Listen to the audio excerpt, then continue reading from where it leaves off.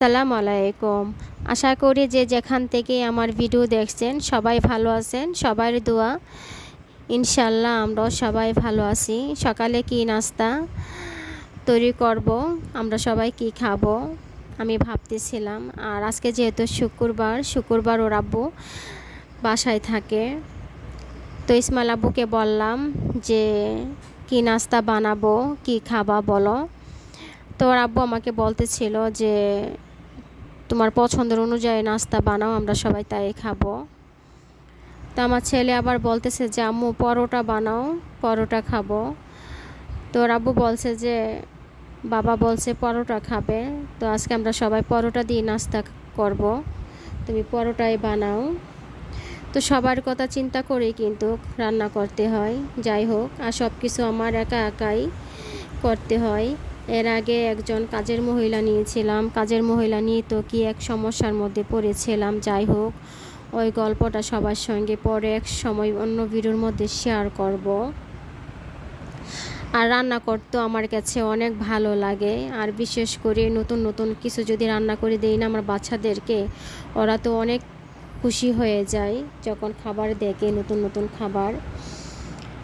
যাই হোক, আমার নিজের কাছেও ভালো লাগে। আমি আবার রান্না মানে কি নতুন কোনো কিছু একটা রান্না শিখতেও পারি, যেটা পারি না সেটা চেষ্টা করি শেখার জন্য আর বানানোর জন্য। আমার কাছে অনেক ভালো লাগে। আর মোটামুটি মাশাআল্লাহ আলহামদুলিল্লাহ রান্না অনেক ভালোই পারি, আর সবাই অনেক পছন্দ করে। আমার মেয়ে ডিম ভাজি খাবে, ওর জন্য ডিম ভেজে নিলাম। আর এদিকে এই যে মুরগির মাংস আমি এই যে গরম করতেছি। গতকালকে রাত্রে 10টার সময় আমি রান্না করেছিলাম, আর ছোটো মাছ রান্না করেছিলাম। কারণ যেহেতু সকালের কাজটা আমার বেশি থাকে, সেজন্য আমি রান্নাটা করে নিয়েছিলাম। আমি জানি যে ওর আব্বু শুক্রবারে তো বাসায় থাকে, এই মাথায় চিন্তাটা রেখেই রান্নাটা করলাম। যাই হোক, আমরা সবাই কিন্তু বসে পড়েছি নাস্তা করার জন্য। আবার তরমুজ কেটে নিয়েছি, নাস্তা করার পর লাস্টে আমরা তরমুজ খাবো। মেয়ের জন্য ভাত রান্না করলাম।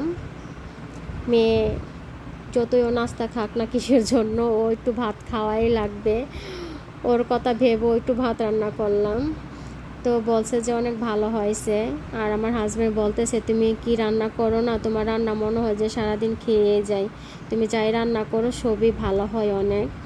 আর এখন মোটামুটি মাশাআল্লাহ রান্না অনেক শিখে গেছি। আবার মাশাআল্লাহ আমার রান্না তো সবাই পছন্দ করে।